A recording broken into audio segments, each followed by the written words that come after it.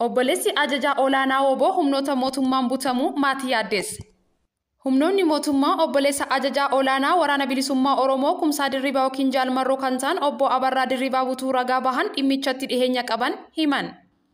Namni ragaa bahan maatii obbo Abarraa waliin hariiroo qaban akka himanitti obbo Abarraa Dirribaa magaalaa Shaggar kutaa magaalaa Burraayyuu iddoo addaa Keellaa jedhamutti guyyaa kaleessaa guyyaa keessa naannoo sa'a 7tti miseensa humna nageenyaatiin humnaan butamu himaniiru. Maddi keenya yeroo humnoonni mootummaa gocha kana raawwatan ijaan arguu himan akka jedhanitti humnoonni kunniin waraqaa eenyummaa obbo Abarraa ilaalanii obboleessa ajajaa olaanaa WBO ta'uu erga adda baasanii booda gaaffii tokko malee rasaasa itti aggaamuun nama fuulduratti ajjeesuuf doorsisuu turuu himaniiru. Haa ta'u malee dubartiin tokko akka hin ajjeefneef miila miseensa nageenyaa kanarratti kuftee akka hin ajjeefne waan kadhatteef ukkaamsanii fudhatanii deemuu maddi oduu kun himeera. Yeroo humnoonni kunniin butanitti Abarraan hiriyoota isaa wajjin taa'ee bakkeetti buna dhugaa kan ture yoo ta'u akkuma waraqaa eenyummaa isaa ilaalaniin obboleessa Jaalmarroo ta'uu adda baafatanii humnoonni mootummaa kunniin miira gammachuutiin kokkolfaa turuu ragaa bahaan kun ibseera.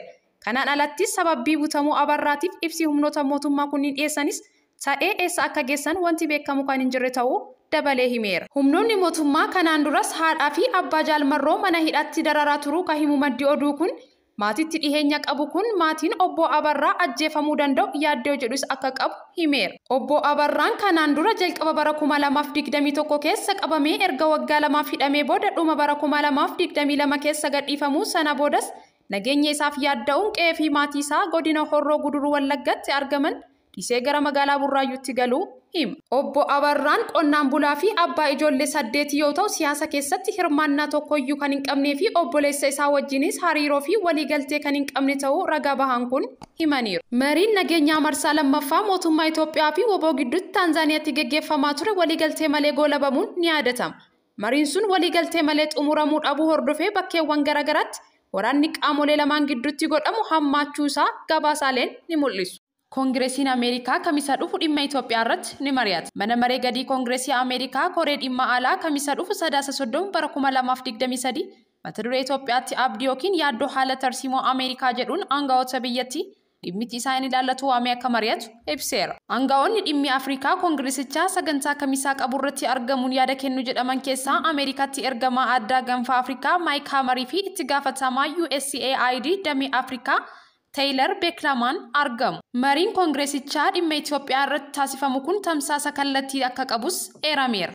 Ergama imbaasii Ameerikaa kutaalee Itoophiyaa hundaa walqixxummaan dhaqqabuuf godhu ni deeggara. Waldaalee hawaasa Oromoo Ameerikaa. Imbaasii Ameerikaa Itoophiyaatti argamu tibbana adeemsa hojii fi tajaajila maamiltoota isaaf kennuu ilaalchisee ergaa gabaabaa afaan Oromootiin karaa marsaalee hawaasaa isaa irratti dabarseen jecha Finfinnee jedhu fayyadamuu isaa waldaalee hawaasa Amaaraa fi Oromoo gidduutti wal falmii kaasuu itti fufeera. Maxxansi karaa marsaalee hawaasaa irratti maxxanfame kun hawaasa Oromoo biratti ilaalcha gaariin kan fudhatame yoo ta'u fayyadamtoota miidiyaa hawaasaa Oromoo hin taane maqaa magaalaa kanaa Finfinnee jedhamee waamamuu kan morman muufii isaanii ibsachaa jiru.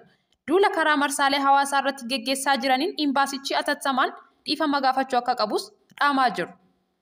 Waldaaleen mana maree guddinaa Itoo Ameerikaa jedhaman xalayaa ministeera dhimma alaa Ameerikaa Antoonii Bilinkeniif barreessaniin ergaa afaan Oromoo imbaasii Ameerikaa fi itti fayyadama maqaa magaalittii irratti mormii qaban ibsuu isaanii guyyaa tokko booda waldaalee hawaasa Oromoo biyya Ameerikaa jiraatan lakkoofsaan 24 ta'an xalayaa deeggarsaa Antoonii Bilinkeniif erganiiru. Waldaaleen mana maree guddinaa Itoo Ameerikaa jedhaman xalayaa isaanii erga qoonsilli Ameerikaa Finfinneetti argamu karaa Tiwiiteriin raabsee irratti jecha qaanessaa magaalaa guddoo Itoophiyaa maqaa garee finxaaleyyii Oromootiin dhaadheeffamuu Finfinnee jedhamu waamuu isaa cimsinee kan gaddine ta'uu ibsina jedhanii turan. Ergaan qoonsilichi afaan Oromootiin dabarse kun naamusa dippiloomaasii kan cabsudha jedhan. Waldaalee hawaasa Oromoo 24 gama isaaniin xalayaa Antoonii Bilinkeniif erganiin mormiin tibbana imbaasicha irratti ka'aa jiru kun gareewwan finxaaleyyii murtaa'oo eenyummaa maqaa Itoophiyaa ofiin jedhan jalatti socho'aniin olola farra Oromoo ta'e darbaa jiran keessaa tokko ta'uu hubachiisna jedhan. Itti dabaluun gareewwan kunniin waggoota kurnaniif bakka bu'oota Itoophiyaaf taasisuun seeneffama sobaa Oromoo Itoophiyaa keessatti akka alagaatti akka ilaallamu yaalaa turaniiru jedha. Akka Oromoo Ameerikaatti ambaasaadar Meesingaa fi imbaasii Ameerikaa ergama isaanii walqixxummaadhaan kutaalee Itoophiyaa hundaa qaqqabuuf godhan ni deeggara.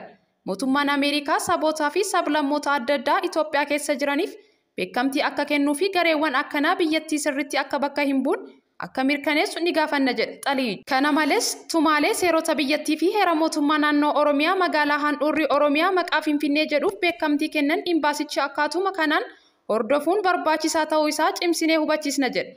Akkasumas imbaasii Ameerikaa itti fayyadama afaanota shananuu guddisuun Itoophiyaan hunda hammattee akka taatuu fi tattaaffii taasisaa jiru ni deeggarra jedhan. Dabalataanis waajirri ministeera dhimma alaa Ameerikaa sirna federaalizimii akka heera Itoophiyaatti hojiirra oolchuuf akka jajjabeessan waamicha godhan.